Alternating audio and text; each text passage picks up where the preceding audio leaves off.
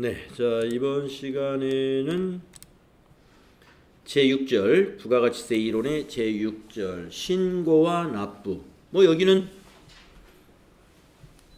FAT 1급에서의 그 내용과 다른 내용이 없다고 보여집니다. 자, 먼저 애정신고와 납부를 보면요, 법인사업자부터 설명을 보면, 법인사업자는 애정신고 기간에도 신고 납부하고 확정신고 기간에도 신고 납부해야 된다 하는 거 여러분이 이미 알고 있는 내용이죠. 예, 한번 여기를 읽어보면은, 법인사업자는 애정신고 기간이 끝난 후 25일 이내에 애정신고에 대한 과세표준과 납부세액 또는 환급세액을 납세지 관할 세무서장에게 신고하고 해당 애정신고 기간의 납부세액을 납부해야 한다. 애정신고 때 법인은 신고하고 납부해야 돼요. 그러나 개인사업자는 원칙적으로 고지 납부를 한다. 언제? 애정신고 때. 관할 세무서장이 각 애정신고 기간마다 직전 과세 기간에 대한 납부세액의 2분의 1에 상당하는 금액을 결정하여 해당 애정신고 기간이 끝난 후 25일까지 징수한다. 네. 그래서 직전 과세 기간에 납부한 세액이 얼마인가를 세무서가 알고 있죠. 관할 세무서장이. 그래서 거기에 그 절반이 아마 이 정도 될 거다라고 해서 고지서를 내보내면 납부만 하면 됩니다. 근데 예외가 있다고 그랬죠. 개인 사업자이지만 신고하고 싶다. 뭐 신고하는 게 좋아서가 아니라 예외는 이런 경우입니다. 다음 사유가 있는 개인 사업자는 애정신고 납부를 할 수 있다라고 했어요. 휴업 또는 사업 부진 등으로 인하여 각 애정신고 기간의 공급가액 또는 납부세액이 직전 과세기간의 공급가액이나 납부세액의 3분의 1에 미달하는, 자, 그러면 너무 많이 차이 나죠? 3분의 1에 미달하는 자, 또 각 애정신고 기간분에 대하여 조기 환급을 받으려는 자, 그러면 신고 납부하면 된다. 자, 그리고 확정신고 납부는 개인사업자, 법인사업자 모두 해당이 되죠. 사업자는 각 과세기간에 대한 과세표준과 납부세액 또는 환급세액을 그 과세기간이 끝난 후 25일 이내에 납세지 관할 세무서장에게 신고하고 해당 과세기간에 대한 납부세액을 납부해야 한다. 다만 애정신고를 한 사업자 또는 조기에 환급을 받기 위하여 신고한 사업자는 이미 신고한 과세표준과 납부한 납부세액 또는 환급받은 환급세액은 신고하지 않는다는 거죠. 그래서 애정신고 때 미리 했던 건 빼고 나머지만 신고를 하는 거다, 이런 얘기죠.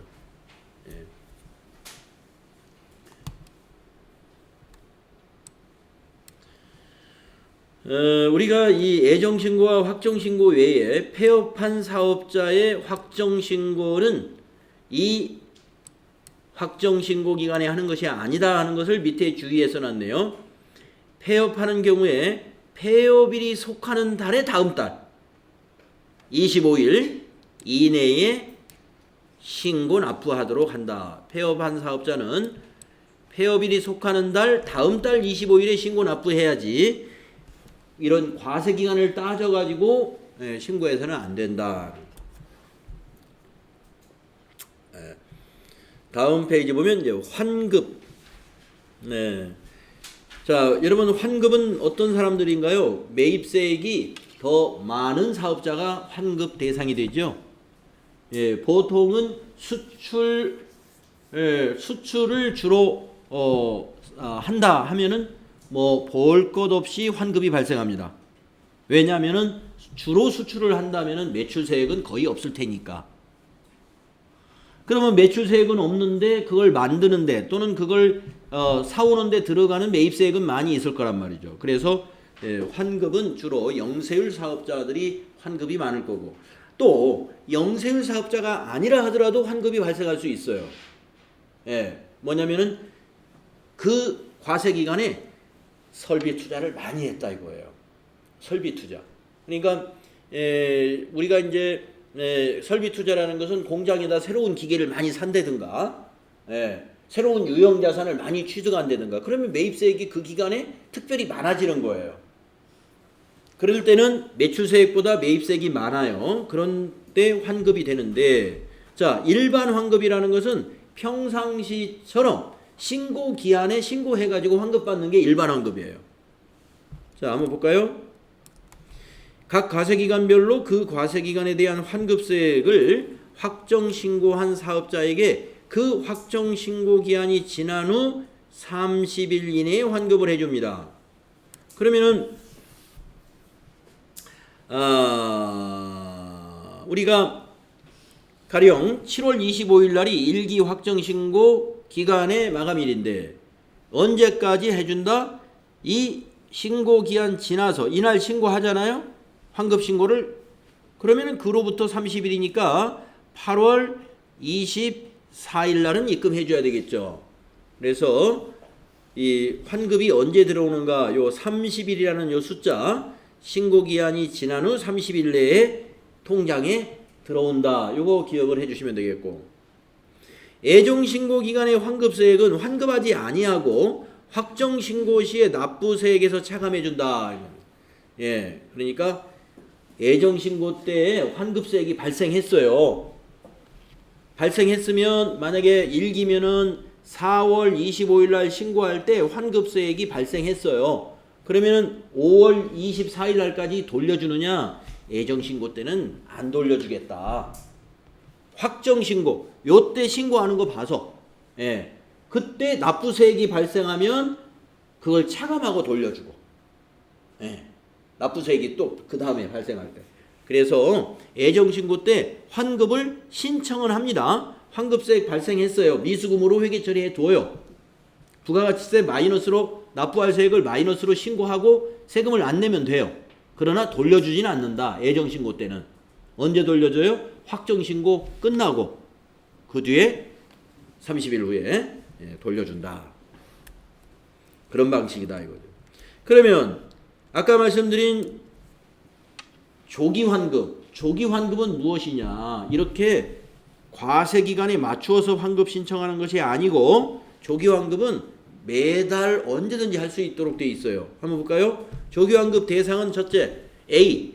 영세율 적용을 받는 사업자, B. 사업 설비를 신설, 취득, 확장 또는 증축하는 경우. 자, 신규로 사업을 시작해요. 제조업을 새로 시작하려면은 새로 시작하면서 공장도 지었죠. 기계도 새로 들어왔죠. 엄청난 자산의 투자가 필요하겠죠. 그게 다 매입세액이 어마어마하겠죠. 그래서 이렇게 신설, 신규로 취득, 이런 신규로 사업을 설비하는 이런 경우에는 조기환급을 해줘요. 그 다음에 사업자가 재무구조 개선 계획을 이행 중인 경우, 재무구조 개선 계획이다 하면은 우리가 이제 어떤 기업의 경우에요, 기업의 상황이 나빠졌을 때, 이 재무구조 개선 기업의 대상이 됐는가 이럴 수 있습니다. 그런 경우에도 조기환급을 해주겠다는 겁니다. 그러니까 이 조기환급의 취지는 뭐냐면 우리 기업들의 자금을 좀 도와주겠다는 차원이에요. 빨리 환급을 해줄게. 그 부가가치세 과세 기간에 맞추어서 하려면 그게 한 달, 두 달 더 기다려야 되는데 좀 더 신속하게 환급해주겠다는 그런 취지가 있는 겁니다. 그래서 재무구조 개선에 해당되는 그런 사업자라든가 영세율 사업자, 그 다음에 신규로 사업을 많이 투자하는 또는 신규 확장을 하는 증축을 하는 이런 사업자들에게 해당이 된다. 그러면 조기환급 기간은 어떻게 되느냐? 애정신고 기간 중에도 할 수 있고 또는 과세기간의 최종 3개월 중에 과세기간 최종 3개월 중에 매월이나 매 2월 이런 말이에요. 자, 여러분 과세기간이라는 것은 1기, 2기니까 6개월이잖아요. 그러면 그것 중에 최종 3개월 중 그러면 1기의 최종 3개월이면 확정기간이죠. 거기에서 매월 또는 매 2월 그래서 애정신고 기간에도 할 수 있고 뒤에서 말하는 건 이거 확정신고 기간이에요. 확정신고 기간에도 할 수 있는데 매월 해도 하든지 또는 2달치 모아서 하든지 이렇게 하라는 것이죠. 3달치 모아지는 건 뭐예요? 그건 애정신고니까 애정신고 때 하면 되고, 애정신고 때. 그래서 조기환급 신청은 매달 할 수도 있고 2달치 모아서 할 수 있고 3달치 모으면 그것이 애정신고 확정신고가 되는 거예요. 그러면 조기환급 방법은 어떻게 되느냐? 조기환급 기간이 끝난 날로부터 25일 이내에 조기환급 기간에 대한 환급세액을 관할 세무서장에게 신고하도록 돼 있어요. 그래서 조기환급 기간이 끝난 날로부터 25일 이내니까 만약에 매달 하고 싶다 그러면 다음 달 25일까지 신고해라 이겁니다. 이번 달 거는 다음 달 25일. 2달치 모아서 해야 되겠다. 그러면 2달치 모아서 세 번째 달 25일 날 관할 세무서장에게 조기환급을 신청하라. 그러면 조기환급은 세무서에서 30일 후에 해주느냐? 조금 빨리 해주겠죠? 관할 세무서장은 조기환급 기간에 대한 환급세액을 각 조기환급 기간별로 해당 조기환급 신고기한이 지난 후 15일 이내에 환급을 해준다. 우리가 일반 환급은 신고기한이 지난 후에 30일 이내에 환급을 했는데 조기환급 신청을 하게 되면은 더 절반으로 줄어들어요. 15일 내에 해주겠다. 5번 조기환급 신고를 한 부분은 애정신고 및 확정신고의 대상에서 제외해야죠. 당연히. 미리 신고한 거니까. 그래서 환급제도에서는요. 조기환급을 실무시험으로 낸 적은 한 번도 없는 것 같아요. 조기환급이든 일반환급이든 일반환급이야 이제 부가가치세 정리분계에서 일상적으로 나올 수 있는 상황이니까 이건 출제가 된다고 보는데 조기환급은 이론에서 나오겠죠. 이론에서 조기환급에 해당되지 않는 경우, 해당되는 경우가 딱 A, B, C 세 가지 있잖아요. 그러면 시험 문제 내는 분들이 요 A, B, C 보기로 넣고 하나는 아닌 경우 하나 딱 보기로 만들면 문제가 하나 쉽게 만들어지죠. 그래서 조기환급 이론 문제로서 필요하겠다. 자, 이제 가산세 쪽을 보면요. 우리 FAT 1급에서는 원칙적으로 가산세가 출제 범위가 아니에요. 그런데 TAT 2급은 가산세 출제 범위에 들어 있습니다. 그런데 TAT 1급에 가면 가산세가 실기시험으로 나와요. 실제로 가산세 계산해가지고 부가가치세 신고서를 완성해야 돼. TAT 1급 시험은. 그런데 TAT 2급에서 보니까 TAT 2급은 실기에서 부가가치세 신고서로 가가지고 가산세 계산해가지고 신고서 만드는 것은 TAT 2급에는 안 나오더라고요. 그러면 가산세 출제한다는데 어디에 나올까요? 이론 쪽에 나올 수 있습니다. 이론 쪽에서. 아무튼 출제 범위에는 들어있어요. 그러나 실제로는 1급에만 나오는 것 같아요. 현재는 TAT 1급에만. 그러나 시험은 점점 어려워지고 있는 추세이기 때문에 TAT 2급에서도 가산세 실기 문제가 반드시 안 나올 것이다. 이런 건 단정할 수는 없겠죠. 자, 가산세는 복잡합니다. 첫째. 왜냐하면 그 가산세의 유형, 내용이 아주 다양하기 때문에 이 비율이 다 달라요. 그래서 이것을 모두 암기해가지고 시험에 대비하는 것은 사실상 불가능한 거예요. 그래서 중요한 것만 딱딱 찍어드릴 테니까 그거는 기억을 해두는 게 좋습니다. 자, 미등록, 허위등록이 있는데 이 미등록, 허위등록이라는 것은 사업자 등록에 관한 얘기입니다. 그래서 우리가 사업자 등록을 언제 하는 게 원칙이냐면 사업 개시일로부터 20일 이내에 사업자 등록을 하는 게 원칙이에요. 이 원칙을 안 지켰으면 우리가 가산세를 징수하게 됩니다. 그래서 사업자 등록이 이 기간 내에 이루어지지 않았을 때는 그때 이거는 언제 할까요? 첫 번째 부가가치세 신고할 때 하겠죠. 사업을 개시해가지고 처음 신고할 때 왜 사업자 등록을 세금 계산서는 11월 15일 날 거래가 일어나는데 보니까 사업자 등록증이 12월 말일 날 발급이 됐네요. 이게 40일 늦게 발행했네요. 그러면 가산세 어떻게 계산하느냐? 공급가액의 1%입니다. 자, 여기서 공급가액 주 1은 뭐냐면은 자, 주 1에 보면 이렇게 설명되어 있습니다. 미등록 가산세는 사업 개시일부터 등록을 신청한 날에까지의 직전 등록 신청한 날 직전일까지의 공급가액이다. 그래서 사업 개시를 11월 15일부터 했는데 우리가 사업자 등록은 12월 31일 날 등록을 신청했다면 11월 15일부터 장사한 것부터 포함해서 12월 30일까지 사업자 등록 신청한 그 직전일까지의 거래를 한 공급가액의 1%를 가산세입니다. 이게 1%도 금액이 크면 무시 못하죠. 100원의 1%니까 100만 원이면 만원이죠. 1000만 원이면 10만 원, 1억이면 100만 원이 됩니다. 그래서 이 거래 규모가 큰 데는 1억에 100만 원씩이에요. 1억에 100만 원. 그러면 10억이면 1000만 원이에요. 그러니까 100만 원에 만 원이다 그러면 별도는 아닌데, 만 원이 별도는 아닌데 1억이면 100만 원이요, 10억이면 1000만 원이다. 뭐 10억 거래에 1000만 원을 가산세를 낸다? 이거는 심각하죠. 자, 허위 등록, 타인 명의로 사업자 등록을 했어요. 허위 등록에 해당이 됩니다.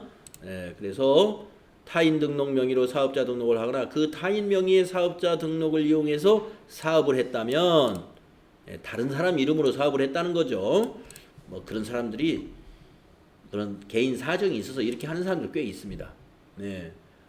분명히 김 사장님인데 사업자 등록증 보내주세요. 그러니까 박아무개 이렇게 보내요. 아니 김 사장님 왜 사업자 등록증이 이렇게 돼 있죠? 제가 이게 이래 해서 이렇게 자, 허위 등록. 허위 등록을 한 사업자는 공급가액의 1% 똑같습니다. 자, 그래서 요거는요, 허위 등록보다는 미등록 1%라는 거, 공급가액의 1% 요거 기억하시면 되고요. 그 다음에 세금계산서 관련 과산세가 엄청 많아요. 세금계산서 관련 가산세. 자, 세금계산서 관련 가산세에서는 이 두 개만 알아두세요. 지연발급하고 미발급. 지연발급하고 미발급. 자, 지연발급은요, 1%. 세금계산서를 지연발급했다. 그러면 공급가액이 1%. 우리 사업자 등록, 미등록 가산세하고 가산세율이 똑같아요. 그런데 미발급했다. 세금계산서를 발급 안 했어요. 2%. 더블입니다. 더블. 자, 그러면 언제까지 발급하면 지연발급이요? 언제까지 발급을 하면 미발급이냐? 그 기준을 알아야 되겠죠? 자, 세금계산서는요, 원칙은 언제입니까? 공급일에 발급하는 게 원칙이죠. 그런데 월합계 세금계산서 제도가 있기 때문에 아무리 늦어도 정상 발급은 다음 달 10일까지는 발급해야 그게 정상 발급이 되는 거예요. 그렇죠? 월합계 세금계산서라는 게 뭐예요? 월말을 작성일로 해서 다음 달 10일까지 발급해라. 그런 특례 규정이 있죠. 자, 그러니까 여기 보세요.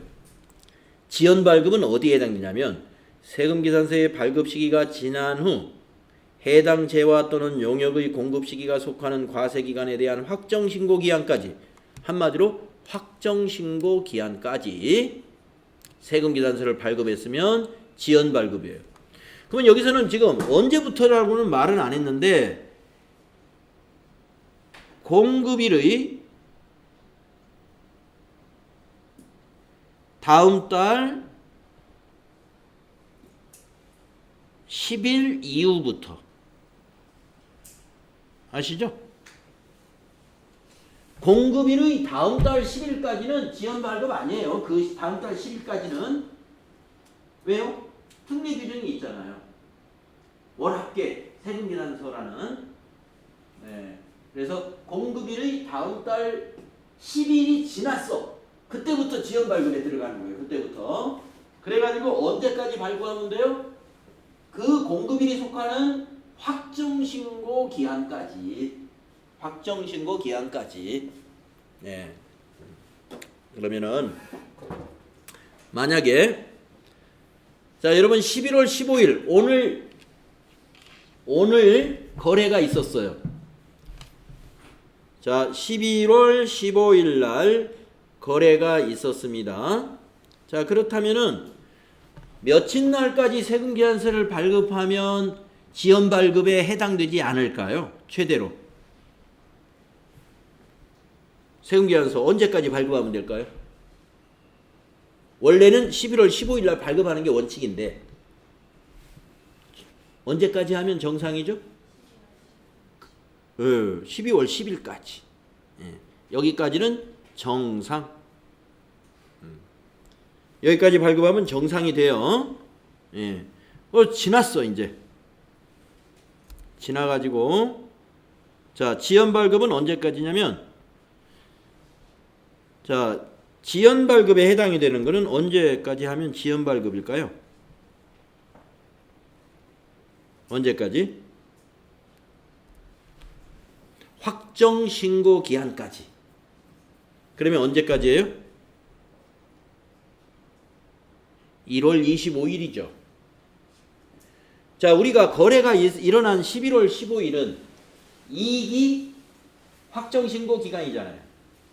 그렇죠? 2기에 해당이 되죠. 2기. 2기의 확정 신고 기간은 언제냐면 12월 말까지 마감해가지고 다음 달 1월 25일이에요. 그러니까 1월 25일까지만 세금계산서를 발급했다면 정상 발급은 아니지만 지연 발급. 그래서 여기서 지연 발급했으니까 공급가액이 1% 가산세, 부가세 신고할 때 내야 돼요. 그런 세금계산서가 있으면. 자, 그러면 요 1월 25일이 지나버렸어. 요 뒤부터는 미발급. 미발급. 자, 그 미발급 한번 볼까요? 세금계산서 발급 시기가 지난 후 해당 재화 또는 용역의 공급 시기가 속하는 과세기간에 대한 확정신고 기한까지 세금계산서를 발급하지 아니한 경우. 네. 위에 거는 확정신고 기한까지 세금계산서를 발급한 경우. 밑에 미발급은 확정신고 기한까지 세금계산서를 발급하지 않은 경우. 네. 그래서 자, 지연발급 공급가액의 1%, 미발급 공급가액의 2%. 요거는 좀 알아두시고요. 자, 나머지는 이런 가산세가 있더라 하는 것만 한번 알고 가겠습니다.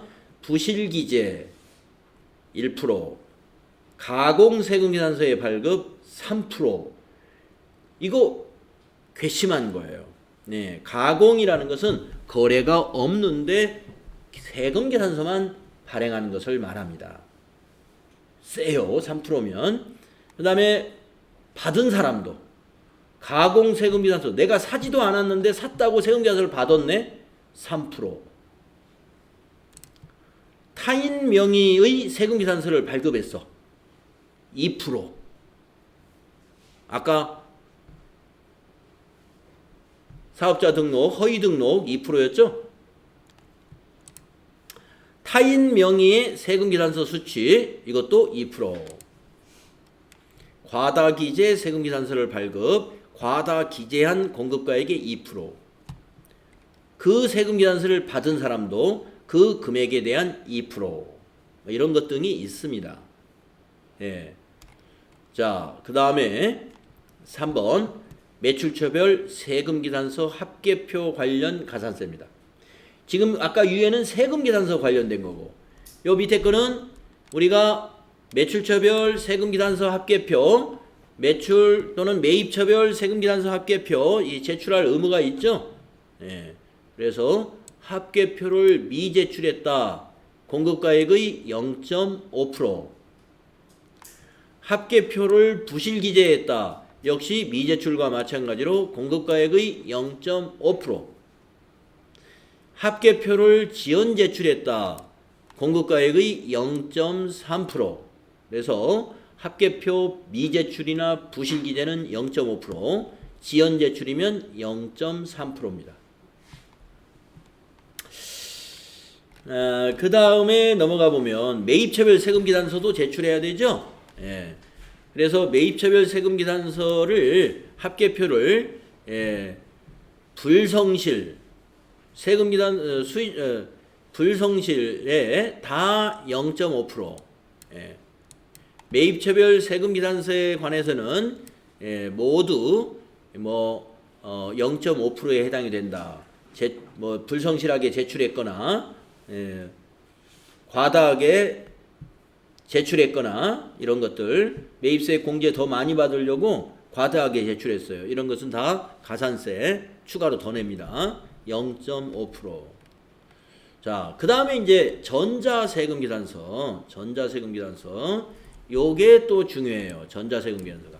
아까 제가 세금기단서, 세금기단서 아까 이 1%하고 2% 기억나시죠? 그거 세금기단서를 지연 발급하면 1%요. 미발급하면 2%라 하는 거 공급가액에 그거 시험에 많이 나오고요. 그 다음에 많이 나오는 것은 이 전자세금기단서에 관한 거예요. 자, 전자세금기단서에 관해서는 전자세금기단서의 발급 명세를 언제 전송해야 됩니까? 다음 날까지 전송해야 되죠. 오늘 발행을 했다 그러면 내일 밤 12시까지 전송해야 됩니다. 그런데 전송을 불성실하게 했다. 이 불성실에는 두 가지가 있어요. 위에 거는 지연전송. 이게 지연전송이에요. 밑에 거는 미전송. 자, 그러니까 기한을 정해놨어요. 이때까지만 전송하면 지연전송으로 봐줄게. 근데 그날도 못 전송을 안 했네? 그럼 그 후로 전송하는 건 미전송한 거야. 네, 그래서 기한이 있습니다. 자, 그래서 전자세금기단서의 전송은 다음 날까지 전송해야 되는데 그 다음 날이 지나서 이 말을 한번 읽어볼까요? 전자세금기단서 발급명세 전송기한이 경과한 후, 이 전송기한이 언제예요? 다음 날이에요. 그것이 경과한 후 재화 또는 용역의 공급시기가 속하는 과세기간에 대한 확정신고기한까지. 이거 세금계산서하고 똑같지 않나요? 예, 아까 세금계산서도 뭐예요? 그 공급시기가 속하는 과세기간의 확정신고기한까지 세금계산서만 발급하면 지연전송으로 봐줄게 그런 거예요. 그렇죠? 근데 이거 전송도 마찬가지. 전송도 공급시기가 속하는 과세기간에 대한 확정신고기한까지만 국세청장에게 전송을 했다면 지연전송이라고 하겠다. 불성실하긴 한데 이걸 지연전송이라고 그래서 가산세가 공급가액의 0.3%입니다. 예, 0.3%. 아까 세금계산서 지연 발급에 비해서는 전송하는 것은 굉장히 약하죠. 지연 발급은 1%. 발급은 했는데 전송을 지연해서 했어. 0.3%. 그러면 어떻게 될까요? 지연 발급이 있으면 지연 전송은 자동으로 붙는 거예요. 예. 그렇죠? 전자세금계산서를 지연 발급했어. 그건 당연히 지연 전송까지, 예? 지연 전송까지 해당이 된다. 그래서 0.3%.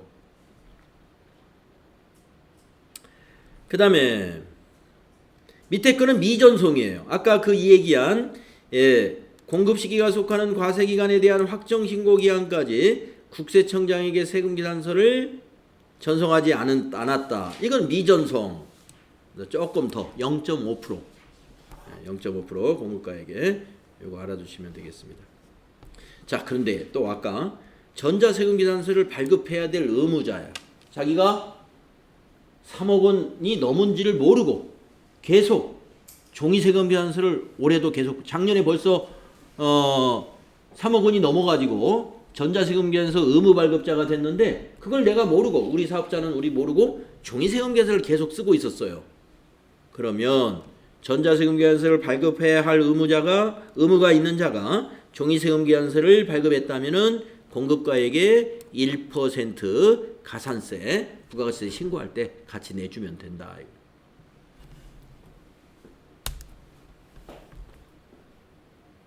알아두시고요.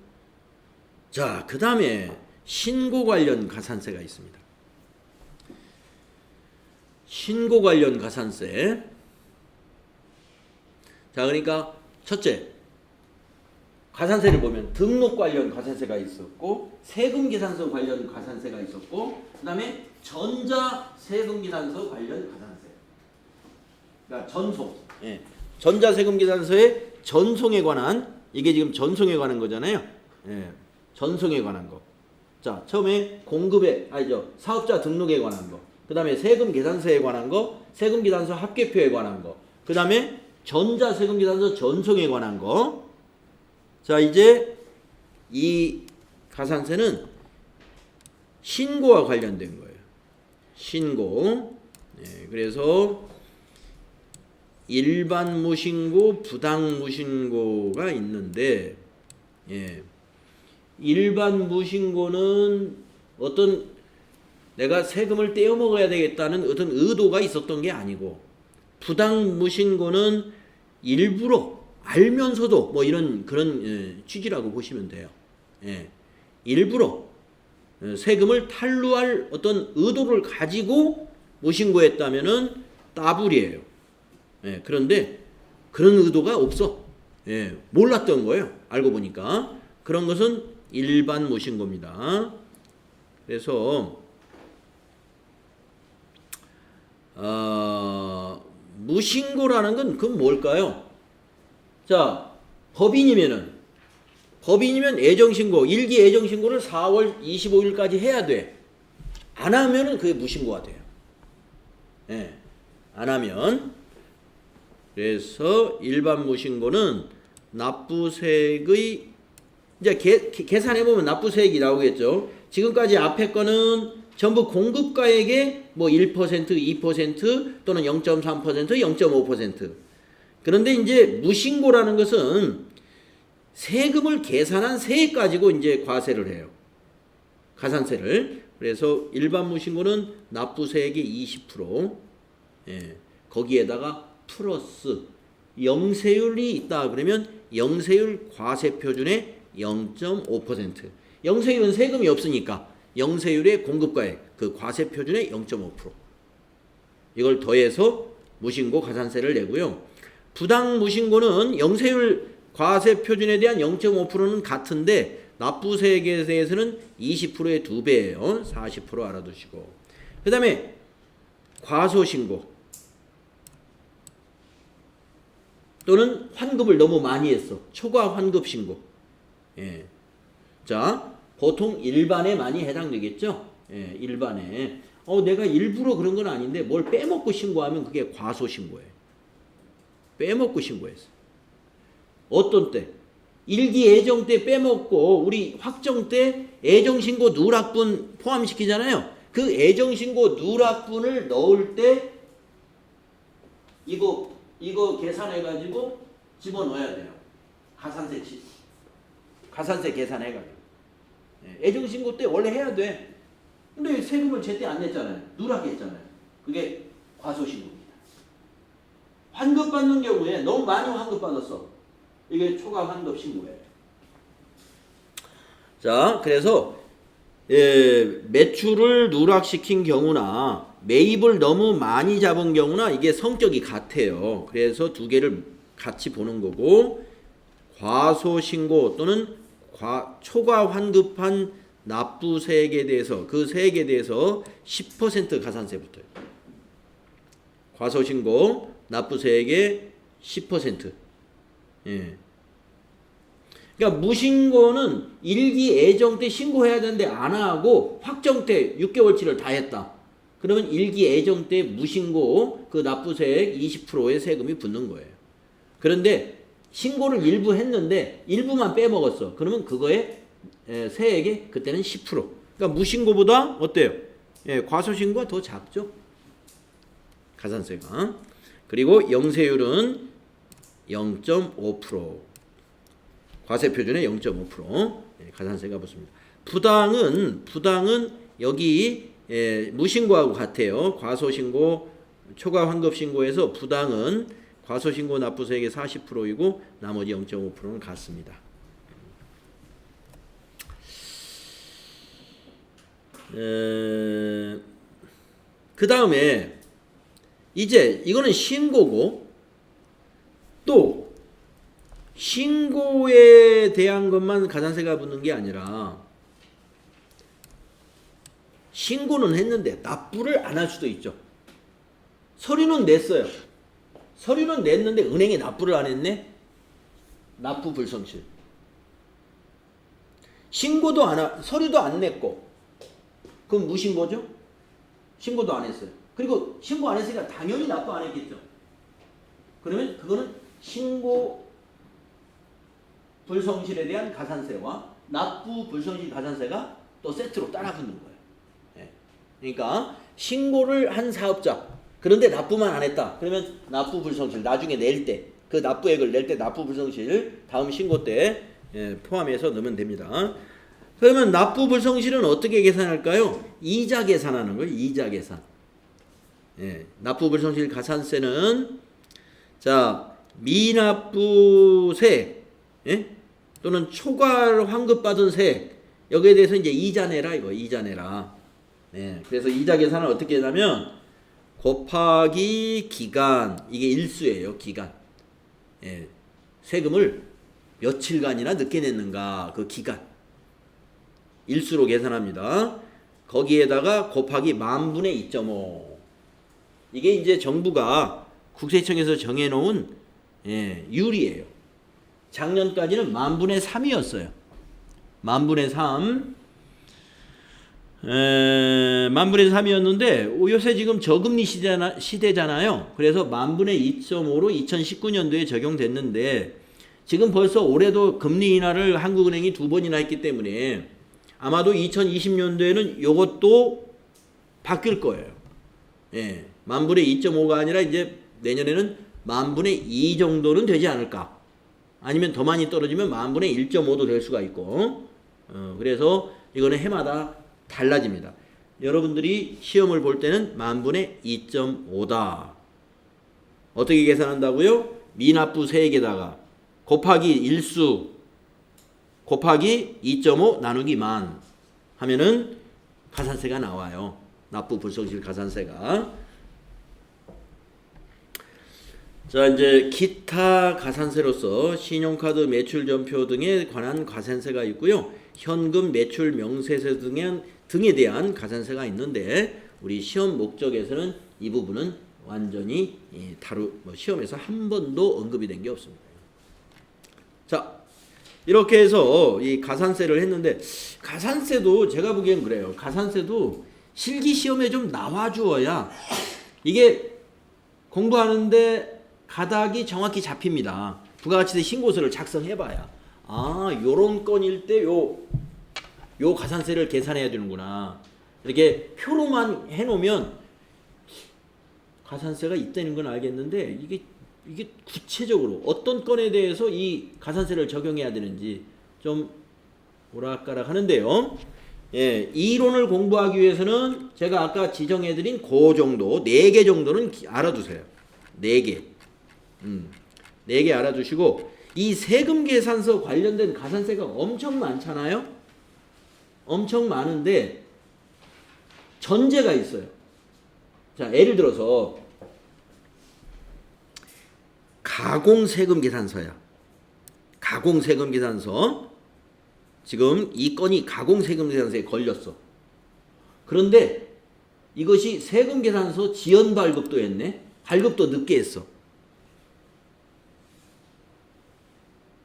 자, 그렇다면은 그 건에 대해서는 자, 가공세금 계산서 가산세 3%에다가 지연 발급했죠? 1%. 그러면 4%가 가산세냐? 세금 계산서 관련 가산세는요. 중복 적용을 안 한다. 그게 전제가 있어요. 이론 시험에 그게 나오니까 여러분 기억하세요. 자, 세금계산서 관련 가산세가 항목이 엄청 많아요. 이거 어떤 건을 보면 막 중복이 되는 경우가 있어요. 여기도 해당되고 저기도 해당돼. 두 개 다 적용하지 않습니다. 그러면 하나만 적용할 때 높은 가산세율을 적용한다. 그러니까 여기와 여기에 해당된다면 이건 1%고 이건 3%예요. 그러면 이것만 적용한다. 예. 중복 적용하지 않으며 가산세율 높은 것을 적용한다. 요것이 보기에 나오면 그게 맞는 거예요. 예. 세금계산서 관련 가산세를 중복 적용할 수 있다 하면 그거는 틀린 보기고 중복 적용하지 않는다. 아마 책에 어디 있었는데 우리가 놓치고 갔는지 몰라요. 그게 지문이 없었는지. 예. 그래서 나중에 뒤에 문제 나중에 풀 때 아마 있을 것 같기도 합니다. 자, 다음에 이제 부가가치세 다 끝났나요? 간이과세자.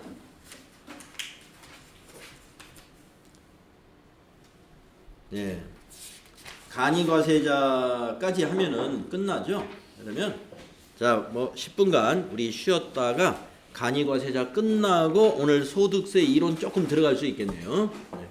아, 문제 풀어야지 또 문제. 네, 문제 풀어야. 쉬었다 합시다.